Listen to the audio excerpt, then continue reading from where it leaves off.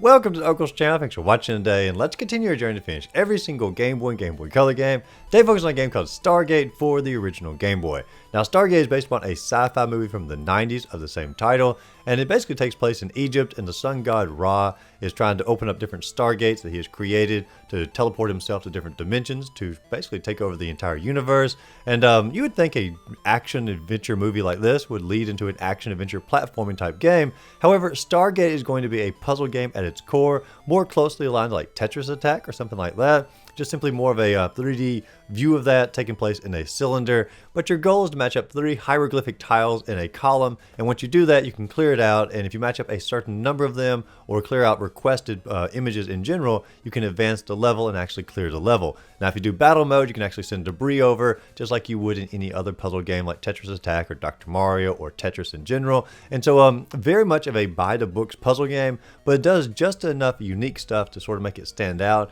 and I feel like it's been somewhat lost in time as the years have gone by. Well, let's go ahead and journey into Stargate for the Game Boy. Now, this particular game did get moved up in the queue a bit because Genesonk requested one of my earlier videos, naturally moved up in the queue. If there's a game that you want to see me cover sooner or later, let me know the name of the game in the comments down below, and just like Stargate, I'll move it right on up. Now, I always like to start the videos up looking at the box art for the game first. And the box art for Stargate here is very similar to the movie poster as far as like having the Stargate above the Great Pyramids down below. The only difference is you're going to have the sun god Ra off to the left hand side and the sky god Horus off to the right hand side there.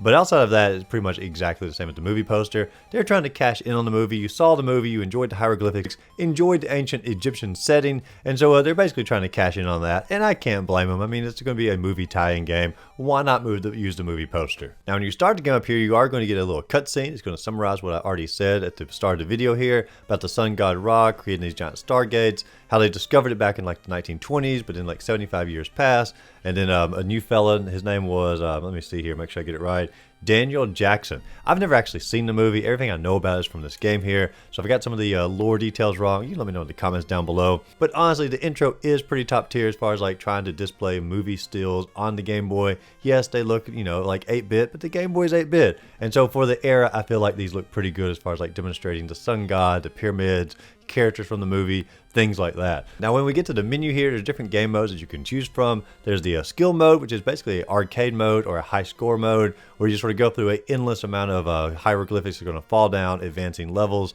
to try to get the highest score possible. It will go on forever if your skill level is high enough. There's the one-player battle mode, which is going to be the story mode where you're fighting against the sun god Ra and Horus here to try to overtake the galaxy. That's what we're going to go through to get the credits to roll. There's the 2-player battle mode, which is going to be through a link cable. I didn't get to try that particular mode out. Now I do try the skill mode first to sort of get my practice down, figure out like how the game exactly plays here. And when you load up, there's a giant cylinder you're going to drop your hieroglyphic tiles down into. And it's going to show you which tile is coming up next on the left and 2 tiles away on the right. So you sort of have an idea of like which tiles are coming up. Now when a tile appears, you can press the A button and flip that tile over. And so you have sort of 2 choices on what you want the tile to be as you're dropping it down into the cylinder here toward the base.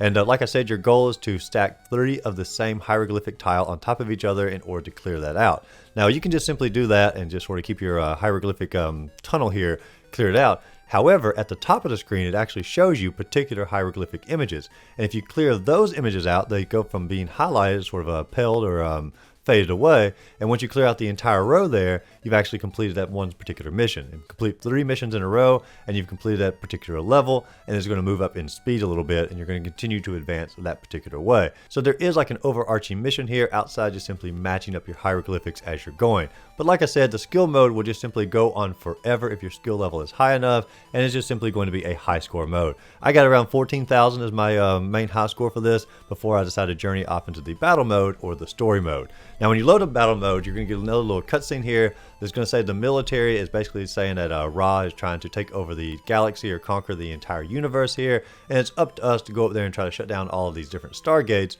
to prevent Ra from, conquering the universe. And then it goes like a little map screen here, and you get to choose which Stargate you want to focus on in order to shut down or claim it for yourself.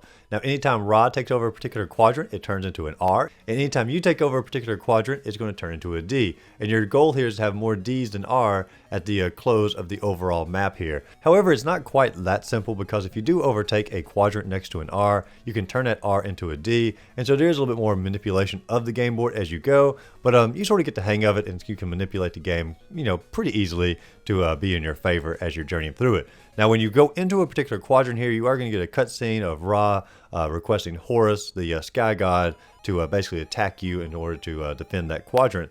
And so when you go into the actual battle mode here, it's going to play exactly the same as skill mode. You're trying to clear them out, you're trying to get the sets, but every time you do get a set, it's going to send over debris over to Horus or over to Ra in order to try to clog their entire little cylinder up here. If it reaches up to the top, they're going to lose the battle. And same thing for them. They're going to try to get different sets and clear out, particular ones to send more debris over to you in order to kill you off. And so for the most part, it's just simply going to be sending debris over, making the set, sending it over, and trying to kill the other player off. However, there is a way you can actually clear the particular game mode, and I never could figure it out. Like, sometimes I would just simply say, like, I won, and I assumed the debris went over there and killed him off.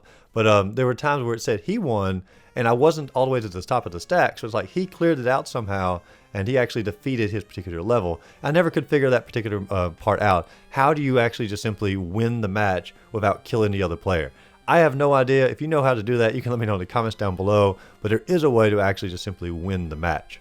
And trust me, I played through like 20 different battles here against Horus and Ra, and I cleared out all the little hieroglyphics at the top. I cleared it out multiple times where like the level would advance. I never could figure out exactly how to actually advance. I even had like the entire cylinder cleared out top to bottom. I never could figure out exactly how to win the match without just simply killing Horus or Ra off here. But anyway, once you eventually have conquered over the map here, and there's no way for Ra to actually flip enough tiles over to be victorious, it says that you are victorious, and it has like a little cutscene of Ra's taking off from the top of the pyramid here, journey up to a Stargate, and the military is like, don't worry about it. We put a bomb on board Ra's ship, and so he's going to blow up in the sky, and it's all good. And it's like, then what was the point in trying to take over all the Stargates? Just like delay time on him?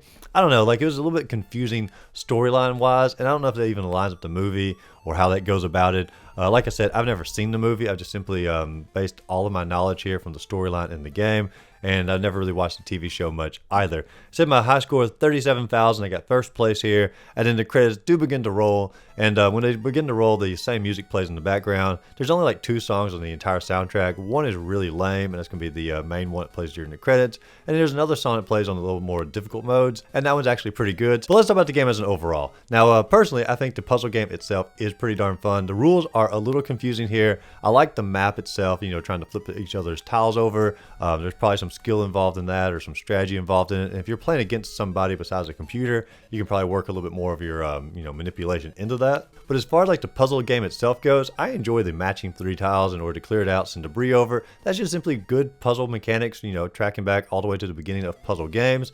It's very easy to see. It's very easy to figure out where pieces are going. There's no complaints any way or form of fashion about that. The only thing was I couldn't figure out exactly how to win the match without just simply sending debris over. So for a fun puzzle game, I'm probably still going to give it a 6.5 out of 10.